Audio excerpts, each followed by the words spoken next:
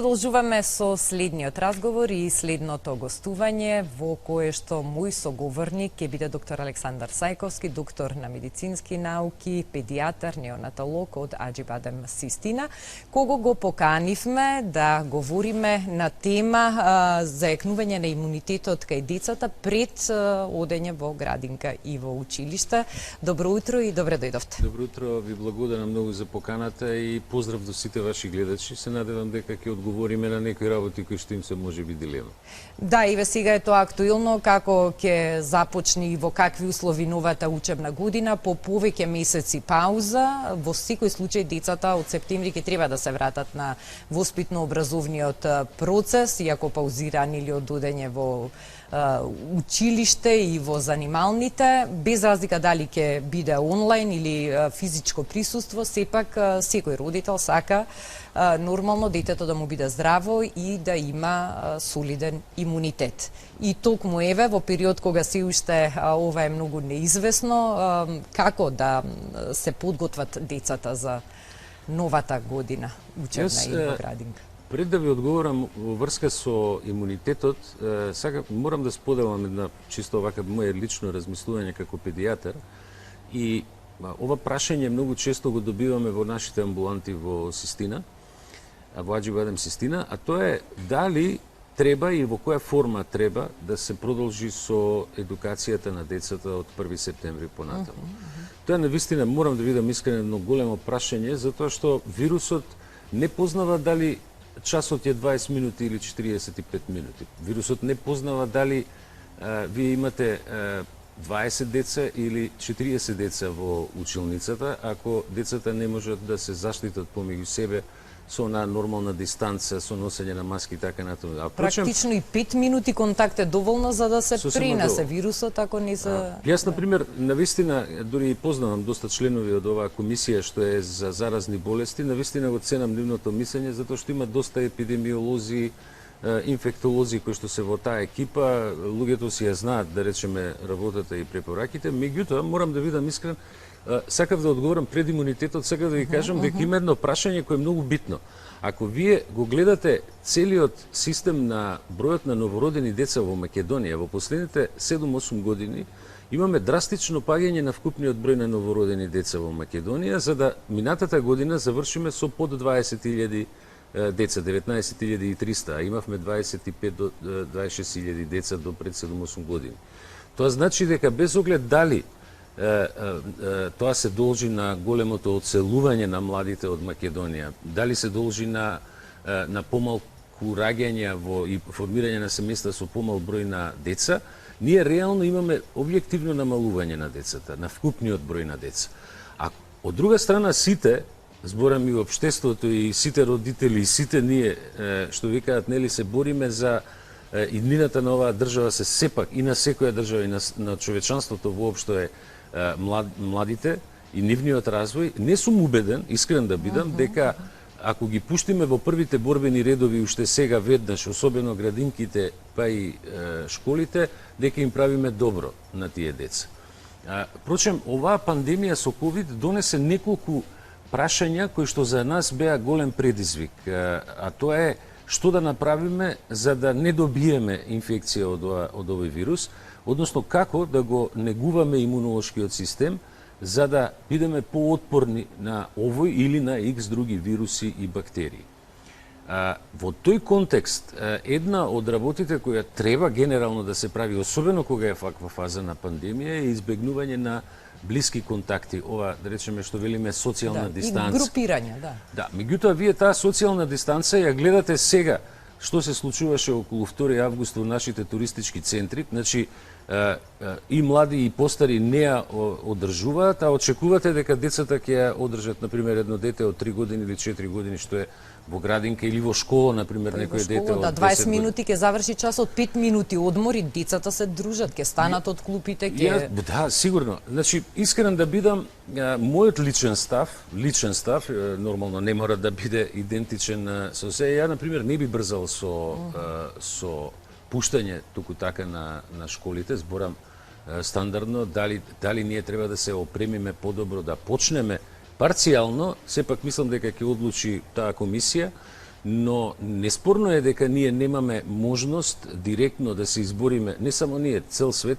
немаме можност да се избориме со оваа инфекција, освен со прекин на ширење на инфекција, односно да нема многу блиски контакти меѓу луѓето за да нема пренос на вирусот. Тоа е една работа што сакав да кажам, и втора работа која што исто така морам да ја напоменам, е често присутната, ако сакате искрено кажано, небулоза дека ова е болест која не ги фаќа децата. Тоа не е точно. Значи, факт е дека имаме голем број на дечиња и од почетокот од Вухан, кога беше, па и до ден денеска, имаме и новородени деца кои што добиле ковид. Има еден феномен кој што е интересен, дека нешто малку над 50% од децата кои што фаќаат COVID-19 сепак развиваат релативно блага клиничка слика, значи не е многу тешка. Меѓутоа има и деца кои што развиваат средно тешка и тешка клиничка слика и бараат многу интензивен третман. Така да тој феномен децата не добиваат, па ќе ги пуштиме у градинка или ќе ги пуштиме у школа, мислам дека не е баш многу идеален, искрено ви кажам. А ако го поставиме прашањето зошто е тоа така, тоа е затоа што сепак како и да е овој вирус и покрај многуте студии кои што излегува за него, повеќе хиљади студии излегува до сега на сите нивоа во медицината, сепак напаѓајќи го организмот на човекот, неговите карактеристики, сега ги знаеме доста неговите карактеристики, но се уште не знаеме се уште е непознат во добра мера. Тоа сакам да кажам, ние знаеме сега многу, но крајниот клуч се уште не го знаеме, односно би требало да е вакцината, а и за нејзе се уште немаме доволно информации колку ќе го држи имунитетот, колку ќе биде ефикасна и така натаму. Така да, нас друго не ни останува, освен да го направиме тој систем на одржувајте го вашиот имунитет, негувајте го вашиот имунитет. Ако почнеме од најмладата возраст, значи од новороденото дете и оној на првата година од животот, прв фактор за тоа е доење. Значи, дури денеска излезе еден текст од Комисијата за доење при Министерството за здравство, кој што е многу интересен, бидејќи е недела на доењето. По принцип, ние треба да го фаворизираме. Се разбира, кај оние мајки каде што немаме доволна продукција на млеко, затоа што од X причини, тогаш треба да се оди со вештачко млеко. Бидејќи мајчиното млеко е главен извор за многу антитела во тек на првата година од животот. Ако се сеќавате и кога беше дури епидемијата со морбили пред неколку години, зборевме дека деца кои што се доени по принцип во првите 6 до 7 месеци скоро и да немаат шанса да добијат морбили. Меѓутоа, кога ќе почне другата фаза на исхрана, веќе и паѓа имунитетот кај детето кој што е пренесен од мајката, веќе имаше шанса да добие морбили. Значи, тоа е исто така една класична форма на епидемиска вирусна болест, нели? Затоа наше али кога збориме заштитете го вашиот имунитет, тоа подразбира секако не само децата, него и адултната, односно возрастната популација треба да го заштити. Затоа што како човекот старе, биологијата е многу интересна. Знаете, имунолошкиот систем кај децата зрее во првите 5 години. И тој некаде кон крајот на 5-та година достига нешто малку помалце од 50% од имунитетот на нас возрастните. Меѓутоа, кај луѓе над 65 години повторно паѓа имунитетот, слично како што е понизок кај децата, и затоа луѓето над 65 години се веќе подложни на инфекции кои што може да бидат дури и фатални за нив. И, например, имате податоци кои што се вака многу фрапантни, например, во Соединените Американски држави, надвор од оваа пандемија со COVID-19, имаше и по 600.000 луѓе годишно што умираа од стрептококни пнеумонии, зборам возрастни лица. Затоа, во основа е негувајте го имунитетот уште од најмладата возраст, но и кај возрастната популација и кај сите луѓе кои што имаат хронични болести. Сега, што... Да, во тој контекст, како да ги подготвиме децата за во градинка и за во училиште, затоа што може да се случи, нели, да се донесе таква одлука и да мора да се вратат во училишните групи и во градинките да профункционираат. Како да се подготват родителите, затоа што не е тоа заекнувањето на имунитетот не е процес преку ноќ, па ќе се напиеме едно витаминче и имаме добар имунитет, туку треба во континуитет да се гради. Да, тоа е, мислам, баш точно во што го кажувате. Значи, имунитетот никогаш не може преку ног. Значи имаме ние многу специфични елементи, сега да не ги објаснувам тие нели цитокини што ги викаме во организмот и целиот имунитет, но најлесен и најбрз технички зборам начин е прво покрај доењето децата да се хранат со свежо овошје, овошје кое не е многу хемиски третирано, иако значи сега збориме органска храна колку може да се обезбеди повеќе, бидејќи дел од пестицидите, органофосфатите може да го нарушат имунолошкиот систем во многу длабоки места, во многу суптилни места и у суштина после тоа дете да биде подложно на низа болести, вклучително и автоимуни болести и послаб имунитет. Користење на храна која не е превише термички обработена, со која што у суштина се уништуваат витамините. Земите, например, најбанална информација дека например, С-витаминот над 52 степени се разградува. И сега, онаа фамозна голема количина на С-витамин во црвената пиперка, кога вие ќе ја испечете, фактички скоро и да го нема. Нели, тоа е друго. И трето е користење, онака за старт, користење на пробиотици кои што имаат имуногено дејство, значи кои што фактички ќе го стимулираат имуниот систем преку цревото. Знаете, во телото на човекот, кај детето, а и кај возрастните, најголем дел од имунолошкиот систем се наоѓа во дигестивниот тракт, нели, во цревата, односно околу нив.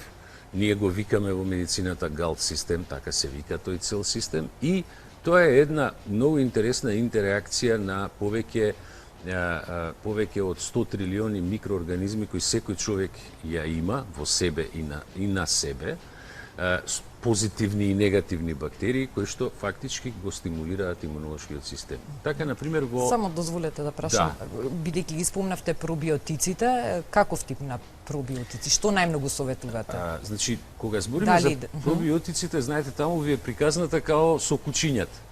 Вие можете да земете да чувате дога, која што е куче која може да е 100 кила, а можете да земете да чувате и пинч кој е исто куче, ама е 1 кило и пол колку е. Тоа така и со пробиотиците. Имате многу соеви на пробиотици, меѓутоа немаат сите иста намена. Значи, сите се пробиотици, ама некои пробиотици се добри за лекување на диареи, на проливи, например, некои се добри за лекување на некои болести, како што е кроновата болест, например, нели? Меѓутоа, многу малку има пробиотици кои што не се многу, нели, ама ги има, кои што можат да го стимулираат имунолошкиот систем во цревото и фактички да го подигнат имунолошкиот систем. Тие пробиотици, например, многу се користат во скандинавските земји и вие гледате како суплементи, да. Значи не они алтернативи кефир, јогурт, ферментирани производи. Ако можеме да ги внесеме како ферментирани производи, како кефир и јогурт, е исто така уште подобро. Затоа што сепак е тоа добар, одличен извор на пробиотски култури, но проблемот е во тоа што имате многу деца кои што не сакаат да пијат јогурт, не сакаат да пијат кефир. Тоа е вистина реално еден така, да кажам, проблем, може да биде проблем, па тогаш доаѓа улогата на суплементите. Исто така, морам да напоменам овде, би сакал да знаат сите родители, дека, например, една од работите која што многу ја фаворизираме ние во тој поглед е и сите деца, бебиња, што се родени со царски рез, бидејќи не ги добиваат позитивните бактерии од својата мајка, односно спонтанното породување, мора да се суплементираат со пробиотици за да се стимулира нивниот имунитет. И други витамини, не се само тие. Значи, еден дел се пробиотиците, друг дел е давање на адекватни количини на што поприроден, например, С-витамин од витамините, користење на Д-витаминот, кој што е императивен во првата година од животот, но и кај децата во градинка, и користењето особено на омега-3 масните киселини, затоа што ние, знаете, ако ја гледате, ако правите анализа на начинот на исхраната на децата и на возрастната популација во последните 400-500 години, ќе видите дека имаме страотна промена во начинот на исхрана, дека многу е зголемен внесот на тие така наречени трансмасни киселини, што ги велиме лоши масти. Страшно е зголемен нивото на внес на шекери, овој белиот шекер што би рекле, нели? Да, рафинирана храна. Рафинирана храна, а во основа е многу намален внесот на добрите омега-3 масни киселини. Значи, пак се враќаме на базичното. Добра исхрана, квалитетна исхрана, по можност колку што може за децата да е поприродна, органска, да кажем. Органската храна, веруете ми, и не е мода во денешни услови. Користење на таква храна, време за одмор за децата, време за игра, се тоа води до една релативна благосостојба во која што користењето на пробиотиците и фактички тоа е нешто што може да го подигне дел од средствата кои што ги користиме да го подигне имунитетот.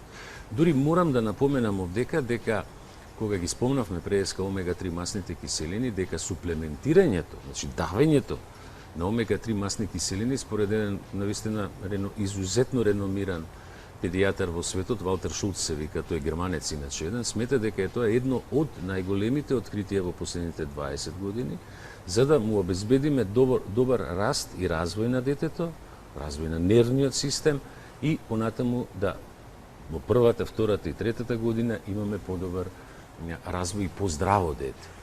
Или ако сега го преведеме, ако го преведеме на друг начин кажано, ние имаме еден феномен кој во педиатријата го викаме дека клjuč за здрав живот и за имунитет се првите 1000 дена од живот, во кој калкулираме 280 дена бременост, додека е бебето кај својата мајка, значи начинот на низина исхрана и се она што она ќе му го пренесе како имунитет, и 720 дена кога бебето ќе се роди. Така да, ако тоа не го спроведеме, ние можеме да очекуваме повеќе инфекции. Но, кај друга група на деца, кои што имаат чести инфекции, кои што имаат малку послаб, дополнително послаб имунитет, деца кај кои што треба да се дополнително стимулира имунолошкиот систем, тука веќе се користат други лекови, односно ние ги велиме имуномодулатори, кои што го подигаат имунолошкиот систем кај едно дете.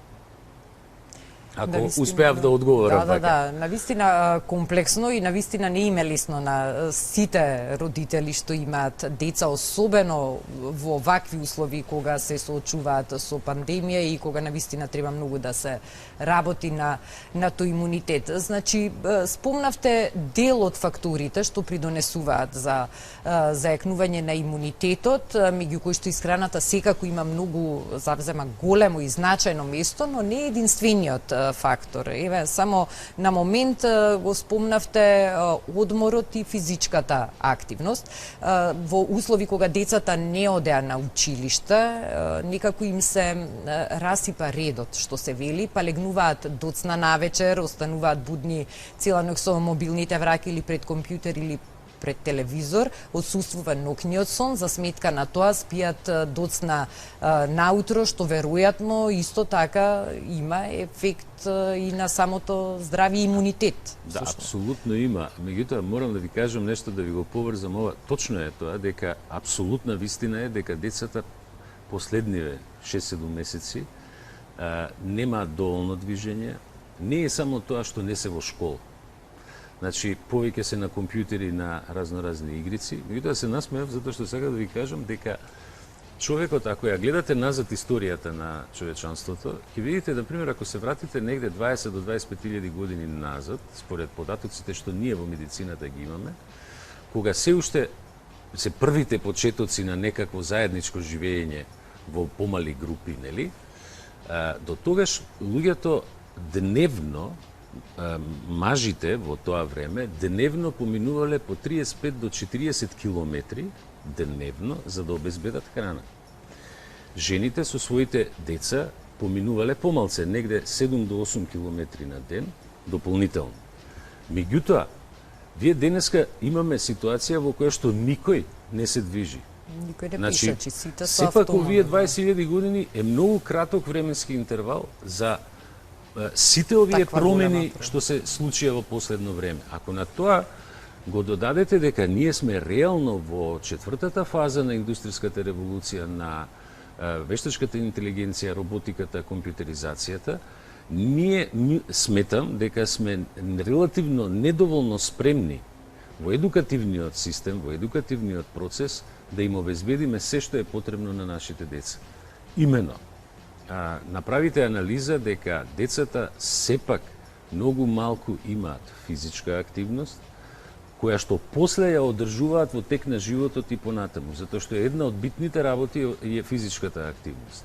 Значи, за одржување на глобалното здравје. Не е само хигиената, да речеме водењето на хигиенски услови на живење, за да се избегнат одредени инфекции. Тука се и начинот на исхрана и самата физичка активност. И на крај на денот, трагично е што ние денеска, вие гледате дека денеска и младите, да речеме, кои што веќе имаат и положено возачки испит, они идат со кола до пред самопослуга, и постарите, не само младите, со кола до пред самопослуга, зимаат, влагаат и одат јадат. Значи, тоа е факт дека ние имаме проблем на глобално ниво во светот, во кој што имаме изголемен број на млади кои што се со обезитас, нели, со прекумерна body mass index, што би рекли, или дебелина, едноставно кажано, но и со болести кои што порано ги немаше во педијатријата. Така да, мислам дека наша улога треба да биде многу повоспитна кога се децата во прашање, затоа и сум во голема дилема лично, нели, како човек и како педијатар, како треба да продолжи наставата на први, затоа што дури јас повеќе, таа настава може да биде и повеќе со физичка активност, нели, физкултура, да речеме, тргните од тоа, бројот на часовите по мене е релативно мал. За разлика од сите оние други школски елементи што ги имаат децата во основно или во средно образование.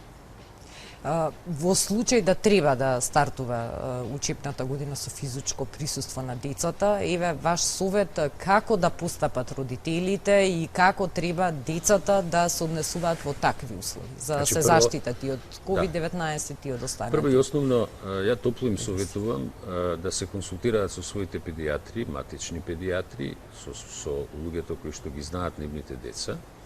Сите деца кои што се релативно здрави и немаат предходно историја на повторувачки инфекции, доволно е секој ден да примаат по капки, пробиотски капки, значи пробиотици кои што ќе го стимулираат имунолошкиот систем. Кај тие деца, кај кои што постои предходно историја за чести инфекции, каде што постоеле горни респираторни, долни или како и да е, треба да им се дадат лекови кои што се имуномодулатори, односно го подигаат имунолошкиот систем. Тоа сите педијатри го знаат и кај нас исто така има, сега не би сакал да ги именувам како такви, нели, кои се како се, но факт е дека постојат имуномодулатори, односно лекови, да ги кажеме, кои што го подигаат имунитетот према бактерии и има такви кои што го подигаат имунитетот према вируси. Изузетно се ефикасни, ако има потреба да се користат, сега треба да почнат да се користат. Ако се донесе одлука дека на први ќе одат децата во школа, ја топло ги советувам уште одма да почнат, за полека да се почне да се билда едноставно имунолошкиот систем и да се намалат шансите пред се на тој начин. Второ е да се објасни на децата кои се ризиците, колку може да им се објасни повеќе и како треба да внимаваат во комуникацијата помеѓу себе, зборам за ова што се вели социјална дистанца. И искрен да бидам, значи ние сите носиме маски, ние сите се пазиме, нели, еве и во нашите амбуланти во Систина, нели, нормално, меѓутоа за ставање на маска на колку е помало детето веќе станува проблем.